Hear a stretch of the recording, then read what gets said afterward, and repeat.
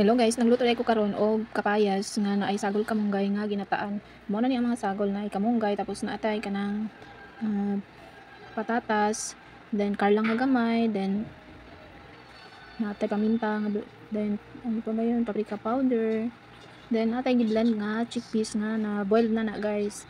Dayon naapod tay gamay nga sitaw para magnanam ang ato ang giluto nga ginataan or tinunuan sa Bisaya. Karon una natong himuon ato una nga gisahon ang ato ang balatong. Ang atong balatong guys, nindot na siya kung gisahon kay tagubtob siya inig ano na to inig kaon. Dayon natong isunod ang ato ang ahos para naay aroma ang ato ang lutuon nga ginataan. Then isunod nato ang ato ang karlang nga gamay, dayon naapod tay kamatis gamay, then kining kapayas guys ipigaan din na nako og asin kay para mawala ang iyang langto or kanang iyang unsa gani na tawag yang katas ba. Dayon atong ukay-ukayon ang ato ang niluto nga ginataan.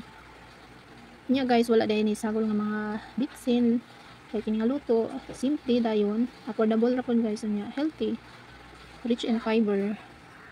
Dayon atong takloban guys mga 3 ka minuto karon nga magisa na. Then atong butangan og gamayng asin, kamay lang atong iasin, di lang nato padaganon kay kining patatas guys mura naman siya na asin.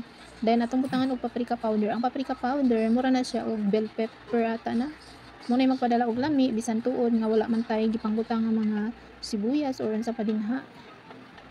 Kaya ako ang pinaano gyud ahos ra akong gibutang. Dayon akong sunod ang ato ang ikaduhang piga sa ato ang coconut milk or tuno sa lubi. Then after 3 minutes ato dayang isunod ang ato ang tanglad. Nakalimot ko og kuha guys pero kinahanglan jud na itanglad na para maghumot ang ato ang lutoon. Karon isunod na nato ang ato ang unang piga sa ato ang tuno.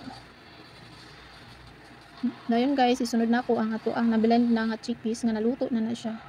Muni siya ang magdala og creamy sa ato ang magdugang og creamy sa ato ang ginataan nga kapayas. Simple ra kay ni nga luto guys pero masustansya nya kani diay chickpeas guys bisan tuod o wala tay gisagol ana nga mga pangpalasa unta or unsa man ni isda or banpa or bulad wala man, so kana lang kay vegetarian ni siya pagkaluto. Then ato pa lang dugangan og gamayng asin kay medyo ang atong sabaw daghan man, so atong bana-banaon nga mo suhop na gyud siya ang tama ang lasa. Then ako nang isunod ang ato ang sili nga green kay para halang-halang gamay. Nya gibutang na pud nako ang ato ang ginisa na nga string beans or balatong. Dayon apil na pud to ang kining paminta nga tibuok paminta guys. Dayon pagkasunod ana ang ato ang last part ang ato ang malunggay. Syempre ang atong malunggay guys mo ni magdala pud og lami og sustansya bisan tuod kung vegetarian ang atong luto. Ug tuod man kini mao'y magdala og lasa kay kaniman good ang kamunggay. Mafeel na nimo ang inanam niya ba. Dayon maghulat ta og isa ka minuto or depende na bistig mga basta maluto na ang kamunggay. Ug niya na guys lami kay siya tan-awon kay creamy na ang nagdalag creamy ang atong karlang ug ang ato ang chickpeas or garbanzos.